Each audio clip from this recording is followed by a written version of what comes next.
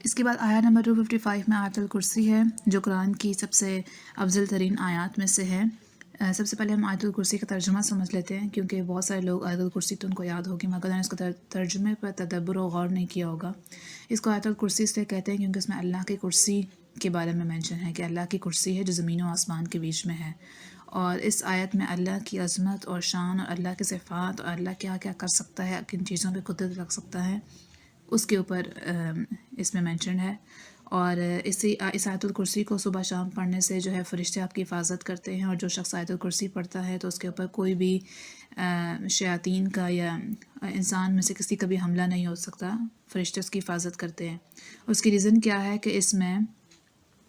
اللہ کے اختیارات اور قدرت کے بارے میں مینشن ہے۔ تو آیت الکرسی سننے کے بعد ہر انسان، جن و انس، جتنے بھی اور مخلوقات ہیں، وہ سب ان کا جو سب کانشیس ہے،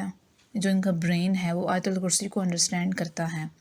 کیونکہ جب انسان اس دنیا میں آیا، جو بھی روحیں اس دنیا میں آئیں، تو اس دنیا میں آنے سے پہلے وہ عالم ارواح میں تھے، اور عالم ارواح میں وہ اللہ کو جانتے تھے، اچھی طرح سے پہچانتے تھے کہ یہ ہمارا مالک ہے، یہ ہمارا بادشاہ ہے۔ اس دنیا میں آنے کے بعد ہماری پچھلی دنیا کی، پچھلے جنم کی ہماری میموری ختم ہو گئی ہے، لیکن ہمارے برین کو، ہماری سول جو ہے وہ اللہ کو پہچانتی ہے، تو وہ آیت الکرسی بھی اللہ کے کلام کو بھی پہچانتی ہے۔ تو آیت الکرسی پڑھنے کے بعد جو ہے اگر پھر بھی کوئی مخلوق میں سے کوئی آپ کو تنگ کرتا ہے تو بیسیکلی وہ اللہ کے اختیارات اور اللہ کی قدرت کا انکار کر رہا ہے۔ اللہ لا الہ الا هو الحی القیوم، اللہ کے سوا کوئی عبادت کے لائق نہیں، وہ زندہ ہے اور سب کو تھامنے والا ہے۔ لا تأخذہ سنۃ ولا نوم، اللہ کو نہ نیند آتی ہے اور نہ اونگ۔ لہ ما فی السماوات و ما فی الارض، اسی کے لیے ہے جو آسمان میں ہے اور زمین میں ہے۔ من ذا الذی یشفع عندہ الا باذنہ، کون ہے جو سفارش کر سکے اللہ کے سامنے، یعنی کہ کس کی اتنی مجال جو اللہ کے سامنے کسی کی سفارش کر سکے مگر جس کو اللہ اجازت دے۔ یعنی اس میں آپ علیہ السلام کا ذکر ہے کہ اللہ صرف سفارش کی اجازت آپ علیہ السلام کو دے گا، یا پھر مسلمانوں میں سے علماء کو سفارش کی اجازت ہوگی، وہ اپنے ساتھ 300 لوگوں کو جن کے اوپر جہنم واجب ہو جا چکی ہے ان کو وہ ساتھ لے کے جا سکتے ہیں جنت میں۔ اس کے علاوہ جو حافظ ہیں ان کو سفارش کا اختیار ہوگا کہ اپنے ساتھ 70 لوگوں کو جن پہ جہنم واجب ہو چکی ہے وہ جنت میں لے کے جا سکتے ہیں۔ یعلم ما بین ایدیہم وما خلفہم، اللہ جانتا ہے جو ان کے آگے ہے اور جو ان کے پیچھے ہے۔ آگے اور پیچھے میں سے مراد یہ ہے کہ جو لوگوں کے سامنے اور جو لوگوں کی نظروں سے اوجھل ہے، سب کسی کے بارے میں اللہ کو معلوم ہے۔ اگر آپ بہت چھپ کر کسی انسان سے کوئی کام کر رہے ہیں اور ساتھ پردوں میں آپ نے چھپ کے وہ کام کیا اور کسی کو کانوں کان خبر نہ ہوئی تو اس کو بھی اللہ جانتا ہے۔ ولا یحیطون بشیء من علمہ الا بما شاء، اور وہ اللہ کے علم میں سے، اللہ کی معلومات میں سے کسی بھی چیز کا احاطہ نہیں کر سکتے،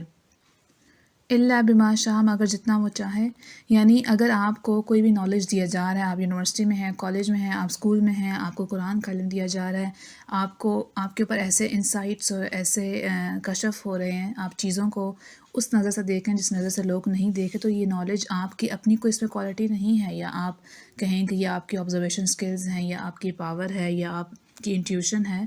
یہ اللہ نے چاہا تو اللہ نے اپنے علم میں سے تھوڑا سا حصہ آپ کو عطا کیا۔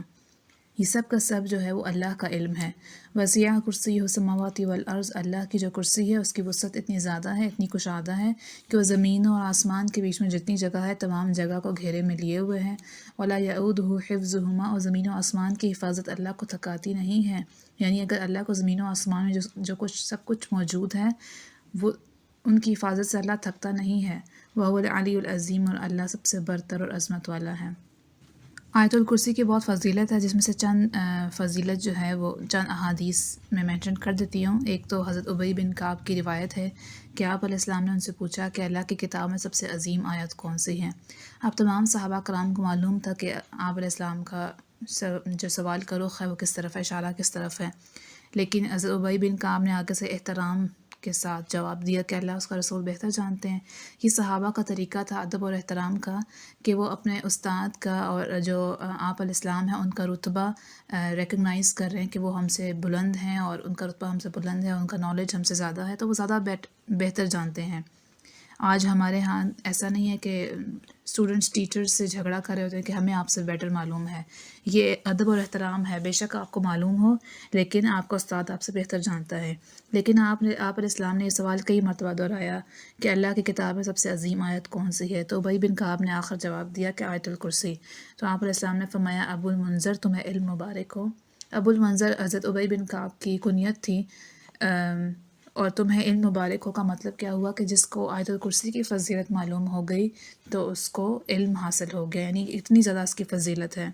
پھر آپ اسلام نے فرمایا اس ذات کی قسم جس کے قبضے میں میری جان ہے، یہ عرش کے پائے کے ساتھ اللہ کی عظمت بیان کرتی ہوگی، یعنی آیت الکرسی کو زبان دی جائے گی اور وہ عرش جو ہے، عرش کے مختلف احادیث میں مختلف عرش کی کوالٹیز بیان ہوئی ہیں، کریکٹرسٹکس یا فزیکل فیچرز بیان ہوئے ہیں۔ یہاں پہ پایا جو ہے وہ پلر جس کو کہتے ہیں کہ عرش کا جو پلر ہے اس کے ساتھ کھڑے ہو کر آیت الکرسی اللہ کی عظمت بیان کرے گی۔ پھر ایک اور حدیث میں ہے کہ ہر فرض نماز کے بعد بات کیے بغیر آیت الکرسی پڑھیں تو آپ علیہ السلام نے فرمایا کہ اس شخص پر جنت واجب ہو جاتی ہے۔ پھر ایک اور حدیث کے مطابق آیت الکرسی پڑھنے سے آپ جنات سے محفوظ رہتے ہیں، صبح شام آیت الکرسی پڑھنے سے یہ آپ کو جنات سے محفوظ رکھتی ہے۔ پھر ایک اور حدیث میں مینشن ہے کہ رات کو سوتے وقت پڑھیں تو اس کی وجہ سے آپ کے گھر اور مال کی ساری رات کی حفاظت ہوگی۔ اللہ ایک نگران مقرر کرے گا، ایک فرشتہ ہوگا جو آپ کے مال پر، آپ کے گھر پر، آپ پر حفاظت کرے گا اور شیطان صبح تک اس کے پاس نہیں آ سکے گا۔